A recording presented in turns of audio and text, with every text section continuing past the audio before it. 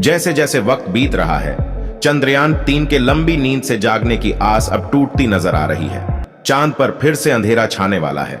इसरो लगातार यह प्रयास कर रहा है कि प्रज्ञान रोवर और विक्रम लैंडर को नींद से जगाया जा सके, लेकिन अब तक ऐसा होता नजर नहीं आ रहा है। आज यानी 30 सितंबर के बाद से चंद्रमा के दक्षिणी ध्रुव पर फिर से अंधेरा छा जाएगा। पृथ्वी के 14 दिन के बराबर समय तक आगे चंद्रमा के इस हिस्से पर अंधेरा रहेगा। 2 सितंबर को चंद्रमा के दक्षिण ध्रुव पर फिर से अंधेरा छा गया था, जिसे देखते हुए चंद्रयान को अगले 14 दिन के लिए स्लीप मोड पर भेज दिया गया था। दोस्तों, हमारे इसरो के वैज्ञानिकों के इस महान कारनामे के लिए वीडियो को एक लाइक कर दीजिए और कमेंट बॉक्स में जय हिंद जरूर लिख दीजिए। इसरो की तरफ से बताया गया था कि चांद के दक्षिण ध्रुव पर सूरज की रोशनी जाते ही तापमान -31 डिग्री तक चला जाता है।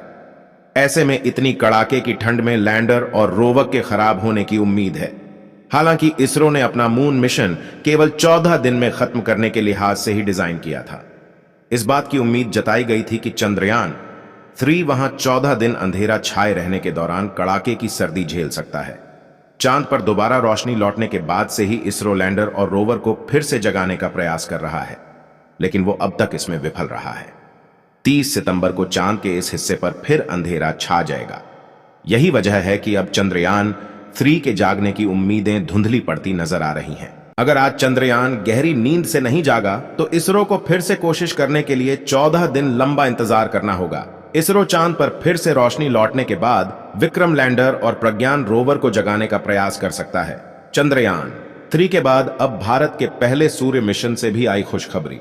आदित्य L1 अब पृथ्वी के प्रभाव क्षेत्र से सफलतापूर्वक निकल गया है। आदित्य L1 पृथ्वी से 9.2 लाख किलोमीटर से ज्यादा की दूरी तय कर चुका है। यह दूसरी बार है जब इसरो पृथ्वी के प्रभाव क्षेत्र के बाहर अंतरिक्ष यान भेजने में सफल हुआ है।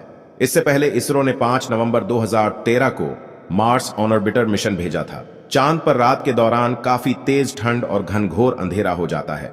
माना जाता है कि चांद पर रात में पारा 80 डिग्री सेल्सियस तक पहुंच जाता है। अब विक्रम और प्रज्ञान को काम करने के लिए सौर ऊर्जा की जरूरत होती है। खास बात है कि विक्रम और प्रज्ञान को धरती पर लौटने के लिए तैयार नहीं किया गया है। इसरो ने कहा था कि अगर रात के बाद दोनों दोबारा काम करने लगते हैं तो यह बोनस होगा। इसरो ने जताई थी उम्मीद। इसरो का मानना था कि विक्रम और प्रज्ञान चांद की रात का सामना कर सकते हैं।